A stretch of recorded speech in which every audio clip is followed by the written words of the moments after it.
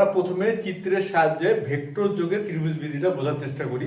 যদিও আমরা জানি যে ভেক্টর যোগে ত্রিভুজ বিধিটা আসলে বিষয়টা কি, তারপরও আজকে যেহেতু আমরা যে প্রমাণটা বা যে গাণিতিক সমস্যার সমাধানটা করব, সেই ক্ষেত্রে যেহেতু আমরা ভেক্টর যোগে ত্রিভুজ বিধিটা প্রয়োগ করব, এই জন্য বিষয়টা আমরা আরেকবার আলোচনা করে নিচ্ছি, যাতে প্রয়োগ করতে আমাদের কোনো প্রকার সমস্যা না হয়। তাহলে দেখবো এখন কি ভেক্টর যোগে ত্রিভুজ বিধি, এবং সেটা অবশ্যই একটা চিত্রের সাহায্যে বিষয়টা বোঝার চেষ্টা করব। যদি এমন হয় যে এ থেকে বি, এ বি হলো একটা ভেক্টর, তাহলে বিষয়টা কি যে এ হতে বি, এ বিন্দু থেকে বি বিন্দুতে দিকটা হলো এ থেকে বি এর দিক, তারপরে বি থেকে যাওয়া হলো হচ্ছে কোথায়, সি তে। তাহলে বিষয়টা কি দাঁড়ালো, এমন এ হতে বি, বি হতে সি। তাহলে এখানে অবস্থানের পরিবর্তনটা কি হবে? যদি এ থেকে বি তে যাওয়া হয়, তারপরে হলো বি থেকে সি তে, এই ক্ষেত্রে অবস্থানের পরিবর্তন হবে, এটা বোঝা যাচ্ছে, এটা হচ্ছে এ সি। তাহলে বিষয়টা কি দাঁড়ালো, এ হতে বি তে গেলাম, তারপর কি করলাম, বি থেকে গেলাম সি তে, আর অবস্থানের পরিবর্তন হলো এসি। এই যে ধারণাটা, এই ধারণাটাই আসলে মূলত বলা হয়ে থাকে ভেক্টর যোগে ত্রিভুজ বিধি। কারণ এই যে এখানে যে কনসেপ্টটা দাঁড়াইছে, এখানে কিন্তু একটা ত্রিভুজ কনসেপ্ট চলে আসে। ত্রিভুজ, যে খেয়াল করি এ থেকে বি, বি থেকে সি, অবস্থান পরিবর্তন হলো এসি। এটাই হচ্ছে ভেক্টর যোগের ত্রিভুজ বিধি। এখন আমরা আরেকটা বিষয় খেয়াল করি, এটা তো গেল চিত্রের সাহায্যে একটা ধারণা বা একটা ব্যাখ্যা এই ভেক্টর যোগে ত্রিভুজ বিধি নিয়ে। আর আরেকটা বিষয় যদি আমরা খেয়াল করি এখানে, তাহলে আমরা দেখতে পারবো যে প্রথম যে ভেক্টরটি এবি, এবি ভেক্টর, যার দিক হচ্ছে এ থেকে বি এর দিক। এই যে প্রথম এ, এটাকে আমরা বলি কি আদি বিন্দু, এটা হচ্ছে কি আদি বিন্দু। আর বি, এটা হচ্ছে অন্ত বা প্রান্ত বিন্দু, অন্ত বা প্রান্ত বিন্দু। এগুলো প্রথম ভেক্টরটার ক্ষেত্রে। আচ্ছা, এটা আমরা এই মিশিয়ে দেই। আর দ্বিতীয়টির ক্ষেত্রে এখানে বি হচ্ছে আদি বিন্দু, এটা বি হচ্ছে আদি বিন্দু, আর সি হচ্ছে অন্তবিন্দু বা প্রান্ত বিন্দু, আমরা অন্তবিন্দু লিখলাম। আচ্ছা, এখন বিষয়টা খেয়াল করি যে প্রথম ভেক্টরটির অন্তবিন্দু মানে যেখানে যে শেষ হলো, দ্বিতীয় ভেক্টরটি ঠিক সেখান থেকে যেন শুরু হলো। খেয়াল করি বিসি, এই আদিবিন্দু, অর্থাৎ প্রথম ভেক্টরটির অন্তবিন্দু যা, দ্বিতীয় ভেক্টরটির আদিবিন্দু কিন্তু ঠিক তাই। খেয়াল করি, হ্যাঁ, দ্বিতীয় ভেক্টরের আদিবিন্দু কিন্তু ঠিক তাই। সেই ক্ষেত্রে এবি এবং বিসি এর সমষ্টি কি দাঁড়ালো, এসি। অর্থাৎ প্রথম ভেক্টরটির হচ্ছে আদিবিন্দু আর দ্বিতীয় ভেক্টরটির অন্তবিন্দু মিলে যে গঠিত ভেক্টর, সেটাই হচ্ছে এবি এবং বিএসসি এর সমষ্টি বা যোগফল। আর যোগের ক্ষেত্রে এই বিষয়টা অবশ্যই আমাদের খেয়াল করতে হবে যে প্রথম ভেক্টরের অন্ত বিন্দু আর দ্বিতীয় ভেক্টরের আদি বিন্দু যেন একই হয়, একই হলে যোগ করা যাবে, না হলে যোগ করা যাবে না। যেমন যে এ বি যোগ সিডি, যদি এই ধরনের দুটি ভেক্টর আমাদের যোগ করতে বলা হয়, সেক্ষেত্রে এটা যোগফল কত হবে? যেমন এ বি যোগ সিডি, খেয়াল করি প্রথম ভেক্টরটির অন্তবিন্দু হলো বি আর দ্বিতীয় ভেক্টরের আদি বিন্দু হলো সি। বি এবং সি তাহলে ভিন্ন বিন্দু, অর্থাৎ এই ক্ষেত্রে যোগ করা সম্ভব না। এই ক্ষেত্রে এবি প্লাস সিডি এই অবস্থায় থেকে যাবে, এখানে আমরা যোগ করতে পারবো না। এখানে এবি প্লাস বিসি আসছে এসি, এখানে এ ধরনের কোনো ফলাফল বা সমষ্টি হিসেবে আমরা লিখতে পারবো না, কেন এখানে ভেক্টর যোগের যে ত্রিভুজ ভিত্তিক যে ধারণাটা বা ত্রিভুজের যে কনসেপ্টটা, সেটা এখানে আসে না বা দাঁড়ায় না। যেহেতু দাঁড়ায় না, এই জন্য আমরা যোগ করতে পারতেছি না। আর অন্যভাবে যদি আমরা এটা বলতে চাই, বা তাহলে আমরা বলবো যে প্রথম ভেক্টরটির অন্তবিন্দু আর দ্বিতীয় ভেক্টরটির আদি বিন্দু যেহেতু ভিন্ন, এই ক্ষেত্রে এখানে যোগ করা যাচ্ছে না। এই হচ্ছে ভেক্টর যোগের ত্রিভুজ বিধির ধারণা। এরপর আমরা দেখব বিপরীত ভেক্টর বিষয়টা কি বা ধারণাটা কি, এবং এটাকে আমরা কিভাবে প্রকাশ করতে পারি, বিপরীত ভেক্টর। আচ্ছা, এখন কথা হচ্ছে এবি হলো একটি ভেক্টর, অর্থাৎ দিকটা কি এ থেকে বি এর দিক। আমরা চিত্রটা দেখি, এই যে এবি হলো একটা ভেক্টর, দিক হচ্ছে এ থেকে বি এর দিক। তাহলে এটা বিপরীতটা কি হবে? বি থেকে এর দিক। বিপরীত তাহলে হবে এইদিকে বি এ। সুতরাং এ বি এর বিপরীত কি হলো? B A. তাহলে এ থেকে যদি বি এর দিক যেদিকে, তার বিপরীতটা হবে বি থেকে, তাহলে এর দিক বি এ। তাহলে এত এর বিপরীত ভেক্টর হচ্ছে বি এ। ঠিক আছে, এখন এটা আমরা গাণিতিকভাবে একটা সম্পর্ক দাঁড় করাতে যাচ্ছি। আমরা কি চাচ্ছি? যে এ বি আর বি এর একটা সম্পর্ক দাঁড় করাবো। তাহলে সম্পর্কটা আসলে কি হবে? আচ্ছা, বিপরীত। এখন বিপরীত যে কনসেপ্ট, এটা আমরা কি দ্বারা প্রকাশ করি? এখানে সাধারণত আমরা চিহ্ন ব্যবহার করে থাকি। কি ব্যবহার করে থাকি? চিহ্ন, অর্থাৎ ঋণাত্মক সাইন ব্যবহার করে থাকি, ঋণাত্মক সাইন। আচ্ছা, বিষয়টা আমরা একটু বোঝার চেষ্টা করি। যেমন এ বি সমান সমান আমরা ধরে নিচ্ছি ইউ। এ বি সমান সমান কি ধরে নিচ্ছি? ইউ। সুতরাং বি এ এটা সমান সমান কি হবে? বিপরীত। বিপরীতটা মানে কি? মাইনাস, তাহলে হচ্ছে মাইনাস ইউ। এ বি সমান সমান যদি ইউ হয়, তাহলে বি এর সমান সমান অবশ্যই হবে মাইনাস ইউ, কেন দিক ভিন্ন। আর আমরা এই দিকের গাণিতিক প্রকাশটা কি? আমরা এটা প্লাস অথবা মাইনাস চিহ্ন দিয়ে আমরা দিক বুঝাই থাকি। প্লাস যে দিক, মাইনাস হবে তার বিপরীত দিক। এখন এ বি হলো ইউ অর্থাৎ প্লাস ইউ, তাহলে বি এ দিক ভিন্ন, তাহলে হবে মাইনাস ইউ। আচ্ছা, এখন আমরা যদি উভয় পক্ষকে এই যে বি এ সমান মাইনাস ইউ মাইনাস দ্বারা গুণ করি বা মাইনাস ওয়ান দ্বারা গুণ করি, তাহলে কি হবে? মাইনাস বি এ সমান সমান হচ্ছে ইউ। আমরা এখানে কি করলাম?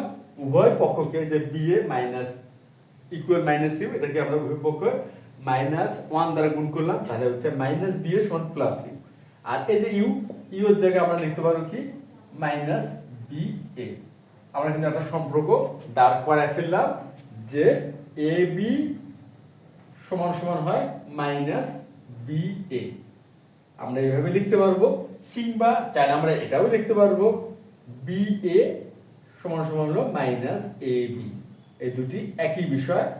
আমরা চাইলে আমাদের হিসাবের প্রয়োজনে এ বি সমান যেমন মাইনাস বি এ লিখতে পারবো, ঠিক তেমনি বি এ সমান মাইনাস এ বিও লিখতে পারবো। এটাই হচ্ছে বিপরীত ভেক্টরের ধারণা। এবং আমরা যদি একটা সম্পর্ক আকারে এটা দাঁড় করাতে চাই, সেক্ষেত্রে আমরা এই ধরনের সম্পর্কটা একটা দাঁড় করাতে পারি। এখন আমরা দেখব আজকে আমাদের গাণিতিক সমস্যাটা ধরনটা দেখব, বা কি ধরনের গাণিতিক সমস্যা। তারপরে এই ভেক্টর যোগে ত্রিভুজবিধি আর বিপরীত ভেক্টরের ধারণা ব্যবহার করার মাধ্যমে সেই গাণিতিক সমস্যাটির কি করব? সমাধান করব।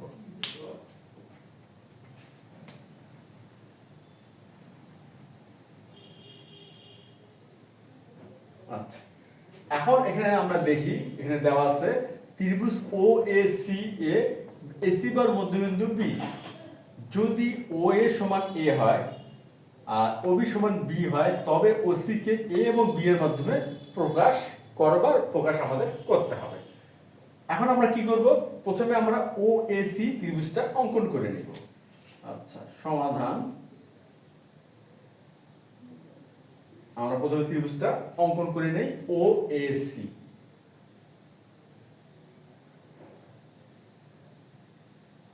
আচ্ছা, ও, তারপর হচ্ছে এ, তারপর হচ্ছে সি। আমরা ও এ সি ত্রিভুজটা অঙ্কন করলাম। এরপর কি দেওয়া আছে? যে এসি বাহুর মধ্যবিন্দু বি, এ সি বাহুর মধ্যবিন্দু।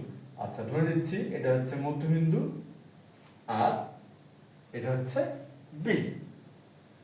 ও এ সমান হচ্ছে এ, ও এ, তাহলে ও থেকে এর দিকে এটা হচ্ছে এ। তারপরে হচ্ছে ও বি সমান বি, ও বি, তাহলে ও বি যোগ করতে হবে। ও বি আমরা যোগ করে দিই, তাহলে ও বি এটা হচ্ছে বি। হ্যাঁ, হয় তবে ওসি কে এ এবং বি এর মাধ্যমে প্রকাশ করা। আমাদের কিন্তু এই প্রশ্ন অনুসারে বা গাণিতিক সমস্যাটা অনুসরণ করে বা খেয়াল করে আমরা কিন্তু প্রয়োজনীয় চিত্রটা অঙ্কন করে ফেললাম। এখন এই চিত্রের সাহায্যে এর সমাধান করার আমরা চেষ্টা করি। আচ্ছা, প্রথমে আমরা কি করি, চিত্রের একটা ছোটখাটো একটা বর্ণনা দিয়ে দিই, আমাদের হয়তো বোঝার সুবিধা হবে। মনে করি ত্রিভুজ ও এ সি এ, ও এ সমান এ, এটা আন্ডারস্কোর বলে, তারপর হচ্ছে ও এ, আর এসি বাহুর মধ্যবিন্দু হচ্ছে বি। এখন কথা হচ্ছে এখানে ও বি বলা আছে, সুতরাং আমরা যদি ও আর বি যোগ না করি তাহলে ও বি কিন্তু আমরা পাচ্ছি না, কেন এখানে বলা হয়েছে যে এসি বার মধ্যবিন্দু বি, এখন এটা বি বিন্দু, তাহলে ও বি আমাদের যোগ করতে হবে। এখন আমরা দেখাবো ও বি যোগ করি, আর যখন আমরা দুইটা বিন্দু যোগ করব অবশ্যই এখানে একটা কমা ব্যবহার করব যাতে দুইটা বিন্দু যোগ করা এটা বোঝা যায়। তাহলে ও বি যোগ করি। আচ্ছা, আর যেখানে হচ্ছে ও বি সমান সমান হচ্ছে বি, এটা দেওয়া আছে, যেখানে ও বি সমান সমান বি, আমরা এই মানে প্রশ্ন অনুযায়ী চিত্রটা অঙ্কন করলাম, আর এই চিত্রটা এবং প্রশ্ন এই দুটি বিষয় খেয়াল করে একটা মোটামুটি চিত্রের একটা বর্ণনাও দাঁড় করে এলাম। এখন আমাদের কাজটা কি হবে, ওসি কে এ এবং বি এর মাধ্যমে আমরা প্রকাশ করব। আচ্ছা, তাহলে হচ্ছে এখন ওসি সমান, আচ্ছা এখন আমরা ওসি সমান কি লিখতে পারি খেয়াল করি, ও সি, আমরা যদি ও এ যোগ এসি করি, ও এ যোগ এসি, তাহলে কিন্তু আমরা ওসি পাচ্ছি।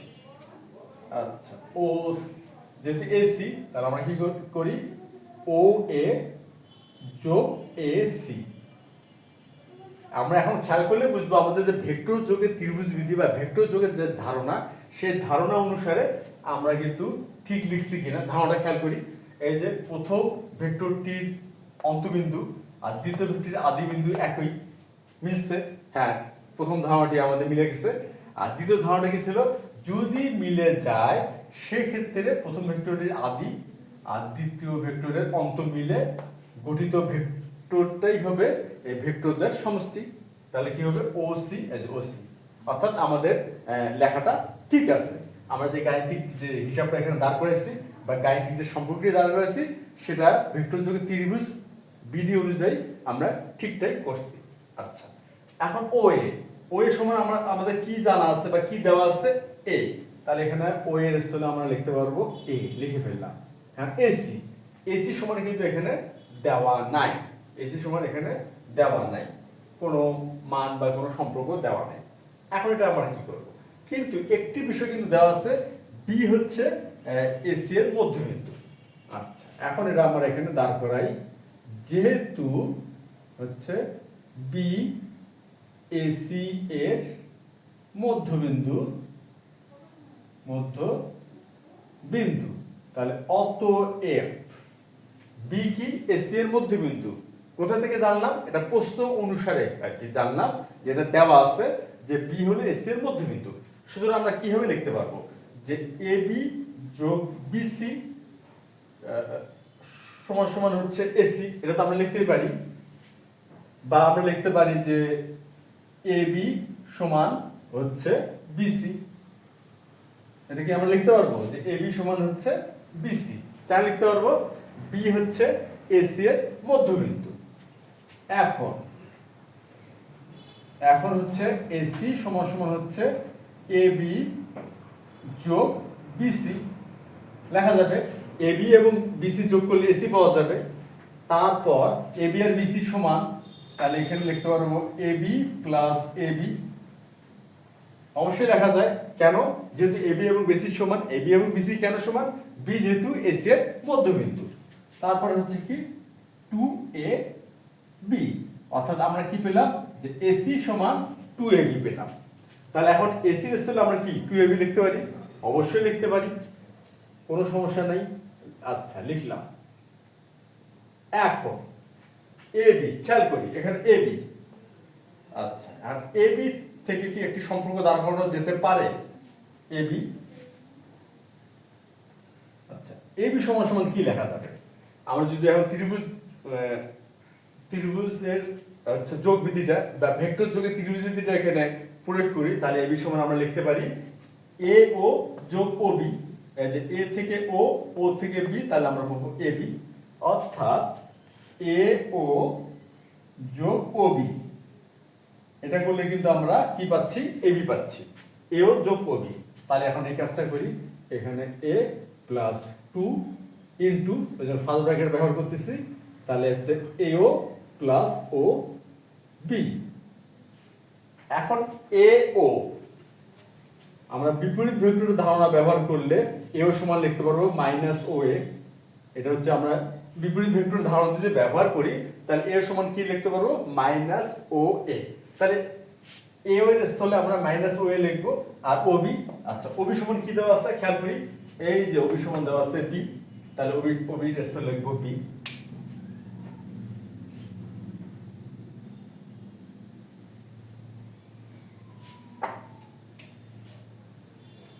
ইকুয়াল, এটা হচ্ছে এ প্লাস 2 মাইনাস এও প্লাস হচ্ছে বি। আমরা ও বির স্থলে লিখলাম বি।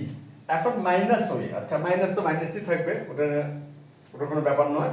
আর ও এ সমান কি দেওয়া আছে? এ স্মল এ। আচ্ছা, তাহলে এ প্লাস 2 ইন্টু মাইনাস এ প্লাস বি।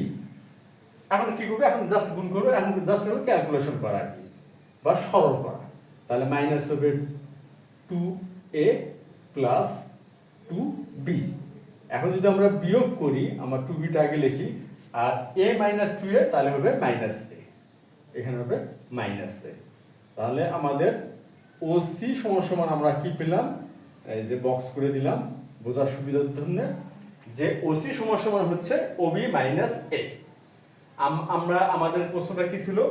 আমাদের গাণিতিক সমস্যার যে মূল কাজটা ছিল সেটা হচ্ছে ওসি কে এ এবং বি এর মাধ্যমে প্রকাশ করা। আমরা কিন্তু ওসি কে এ এবং বি এর মাধ্যমে প্রকাশ করলাম, যে ওসি সমান সমান 2b মাইনাস এ। তাহলে এ এবং বি দ্বারা আমরা ওসি কে প্রকাশ করতে পারলাম। আশা করি আজকের এই গাণিতিক সমস্যার সমাধানটি তোমরা সবাই বুঝতে পারছো। তাহলে আজ এ পর্যন্তই। ধন্যবাদ আমাদের সবাইকে।